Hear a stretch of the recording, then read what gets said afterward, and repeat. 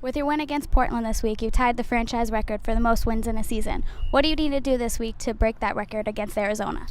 We got to play perfect. I know that's a kind of a cliche word, but Arizona is very, very good. I believe their record is 40-4 in the last 4 years at home, and it shows on film when you watch them. So you're exactly right. You know, we're really proud that we tied the record, but at the end of the day, we want to break that record.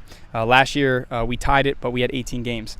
This year in a 16-game season, the last time we did that was in 2003. So this is a pretty big deal. So we're not in the business of tying records. We're in the business of breaking them. But all respect to Arizona, we just have to play really a perfect game to keep it simple.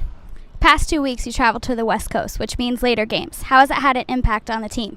Well, I felt like we were a little sluggish in the fourth quarter. You know, the biggest thing when you travel from east to west is you're right, you lose that time. So when we played Portland last week in the fourth quarter, I mean, the guys felt like it was about 1:30 in their bodies. So you want to make sure that they get acclimated as possible. But I think they're very aware of how to prepare this week. It was no disrespect to Portland, but I think I'd rather have Portland before I had Arizona to just kind of have a run-through game of the West Coast feel there. But again, playing on the road is the ultimate equalizer. When you go on the road, I mean, look, we're in their environment.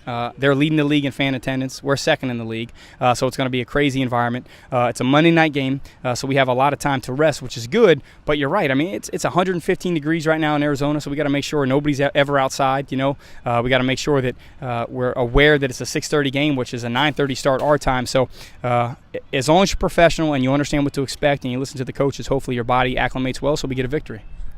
Playoff atmosphere surrounding the game in Arizona this week. How does that help you preparing for going into postseason? Oh, it's great. You know, I'm glad, and not overlooking Arizona and talking about Philadelphia in 2 weeks. You know, look, if you're a college coach, it's almost you want these games, you know, at the end of the season because it shows who we are and what we have going into the playoffs. It shows, I think, our depth. It'll show how great we have listened to the coaches. It shows our schematics, but also shows the experience that these guys have had. Look, nobody's a rookie anymore. You know, after you play, you know, 14, 15 weeks of football and professional, you're no longer a rookie. But Arizona is a very, very good team. They're very physical. They're coached very well. They've been in the championship the last 4 out of 5 years. So with that being said, I mean, this is a good test before the playoffs, and it'll kind of show us exactly what we need to work on going into the playoffs.